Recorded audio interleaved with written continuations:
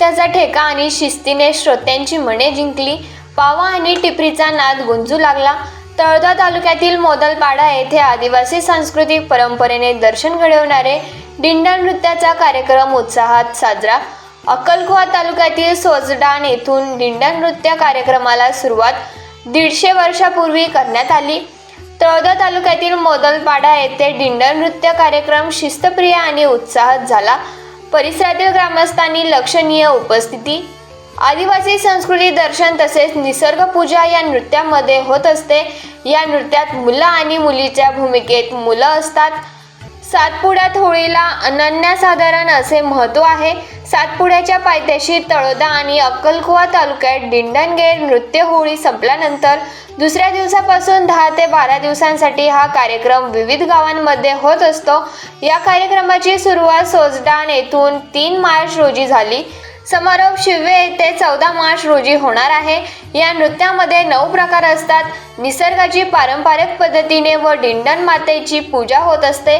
पावा आणि टिपरीचा सूर आणि तालात पाऊल थिरकू लागतात। यासोबत वाद्य देखील स्वतः हे कलाकार वाजवित असतात। या ठिकाणी दिवसभर हा कार्यक्रम सुरू असतो। सायंकाळी सूर्यास्ताच्या आधी कार्यक्रमाचा समारोप करण्यात येतो। सदर कार्यक्रम दर दुसऱ्या वर्षी होळीनिमित्त येत असतो। यात 5 वर्षाच्या मुलांसह युवक सहभागी होत असतात। या निमित्त परिसरात यात्रा भरत असते। दिंडण कार्यक्रमाला माजी मंत्री पद्माकर वळवी, आमदार राजेश पाडवी, नागेश पाडवी यांच्यासह परिसरातील मान्यवरांसह अधिकारी, पदाधिकारी, महिला, पुरुष मोठ्या संख्येने उपस्थित होते।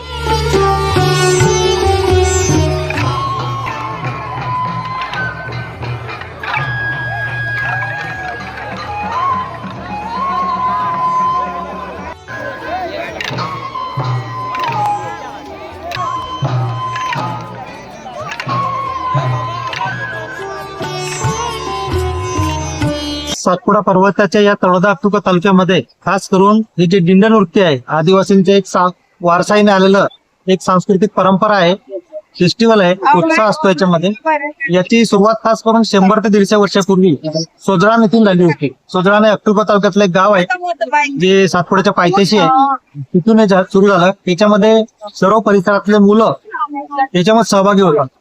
खास करून याच्यामध्ये मुलं आणि मुली दोघांच्या भूमिकेमध्ये मुलंच असतात, त्याला पोहऱ्या म्हणतात। आणि या दिंडा नृत्यामध्ये सामूहिक नृत्य असतं, निसर्ग पूजा असते, आदिवासींचे जितके पारंपरिक आहेत त्या पद्धतीने पूजा होते। आणि याच्यामध्ये वर्षानुवर्ष हे गावोगाव फिरते। जसं आज मोदलपाड्यात आहे, साधारणतः 3 तारखेपासून सुरू झालंय। होळीला 2 तारखेला होळी होती, 3 तारखेला सुरुवात झाली।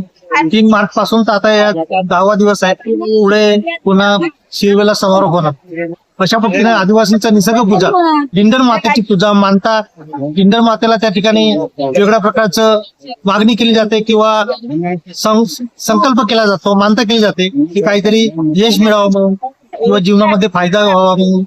अशा पद्धतीचं एक आदिवासींचे याच्यामध्ये खूप मोठं म्हणजे विश्वास आहे, त्या श्रद्धेरूपी हा कार्यक्रम सुरू आहे।